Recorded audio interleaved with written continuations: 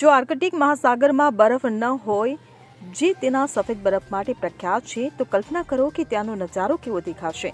એક અભ્યાસમાં આશંકા વ્યક્ત કરવામાં આવી છે કે આગામી 5 થી 6 વર્ષમાં આર્કટિક મહાસાગરમાંથી બરફ અદૃશ્ય થઈ જશે. આર્કટિક મહાસાગરનો તમામ બરફ 2027 સુધીમાં પીગળી શકે છે. ગ્રીનહાઉસ ગેસના ઉત્સર્જનને કારણે આર્કટિક સમુદ્રનો બરફ દર દાયકામાં સરેરાશ 12% વધુની ઝડપે પીગળી રહ્યો છે. ઓછા ગેસ ઉત્સર્જનના સંજોગોમાં પણ આર્કટિકને 2030ના દાયકામાં બરફમુક્ત દિવસોનો સામનો કરવો પડશે.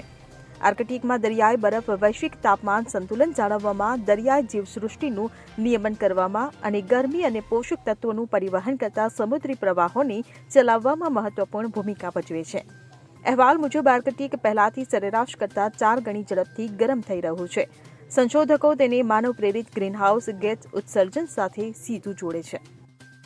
Bureau report, Gujarat fight news. હવે જુઓ દેશ દુનિયાની તમામ ખબરો તમારી આંગળીના ટેરવે. ઉઠાવો મોબાઈલ અને ગૂગલ પ્લે સ્ટોર પરથી ડાઉનલોડ કરો અમારી CN24 ન્યૂઝ મોબાઈલ એપ.